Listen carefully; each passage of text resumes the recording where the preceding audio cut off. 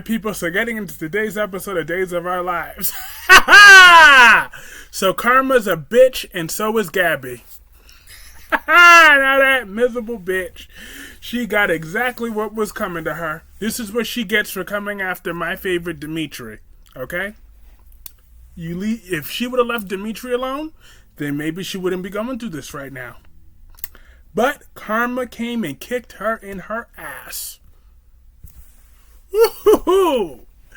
Wow, that was good. I loved every minute of seeing her handcuffed.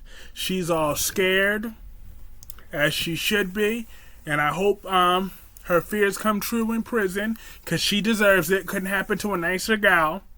Okay, she's nothing but greedy. And I loved when EJ called out Stefan and the gold digging wife. He must have listened to my review, because that was spot on what I said. Oh, wow. Yep, she's screwed now. Because the last thing Lee Shin said was Gabby did this. Her fingerprints are all over that knife. And now EJ is the new DA. So he's going to make sure he prosecutes her to the fullest extent of the law. Rafe believes Gabby, but guess what? That's too bad, Rafe. There ain't nothing you could do about this. And then that witch is leaving the show too. Gabby had the nerve to be like, oh no, I can't put Ariana through this again. Now, please, when did you ever see that daughter of yours? I thought she lives over there in New Zealand. She ain't. You don't think about your daughter when you said that Stefan's the most important person in your life. You didn't mention Ariana then. So, I don't believe her. She ain't no devoted mother. Miss me with that. I don't care that sometimes the kids are filler, but no. They do write some devoted soap parents, and Gabby ain't one of them.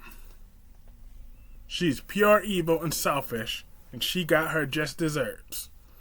I don't feel not one bit of sympathy for her. I hope she serves every miserable day in jail. I hope she's miserable every single day. Because she deserves it. Couldn't happen to a nicer girl. She never knows when to leave well enough alone. So her and EJ, they got this successfully over. I mean, her and Stefan were able to successfully boot out EJ, but guess what? Now that came back to bite them both in the behind. And Gabby is going to jail. To prison. Don't collect $200. Don't pass go, don't collect $200, okay? She about to get hers. She got it. Wow, that made me so happy. Wow, this was a good episode.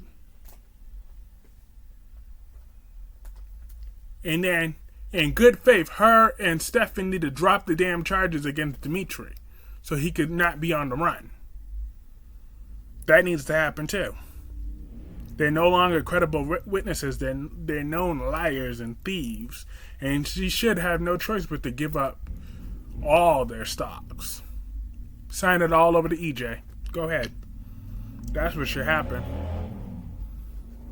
Because y'all was on your little reign of terror. Y'all thought none of that was gonna come back to bite you, but guess what? Gabby's greed is what put her in this situation. That's what happened. But yes, that was some good TV watching. I beg y'all got to watch that. I got to. It is worth it. And then I'm starting to see what Albert's saying about Paulina and her pettiness. She was so petty to that former DA. I believe her name is Melinda. I'm still very, very, very new to this show, so if I've been butchering names, sorry. I'll get better as I go along. But yeah, she made it clear that she fired her because she didn't like her, And Melinda's like, you technically work for me now. I'm a person of the town, and I don't see you having any competent DAs yet. And then Paulina was like, oh, well, you never won a case. You never did whatever. But yeah, look who Paulina just hired, EJ Demira, who just tried to kill 2 people, including one of the detectives. So, Paulina, please. You want to talk about you don't like her, but ain't EJ the devil himself sometimes too? That's hypocritical. Paulina is very unprofessional. Extremely unprofessional. But,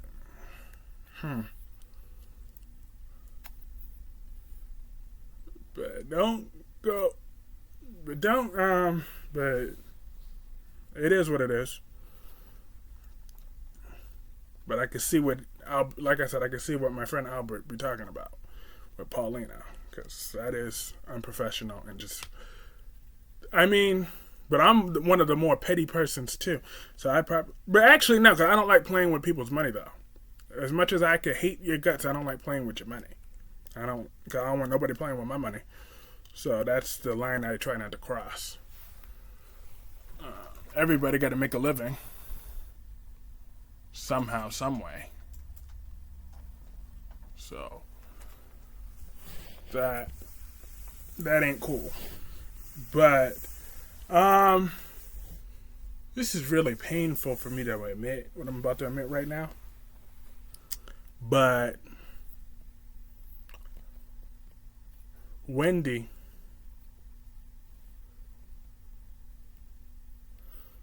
she had some good acting today. And she actually looked kind of pretty. God, that was so. She did. I'm not gonna lie.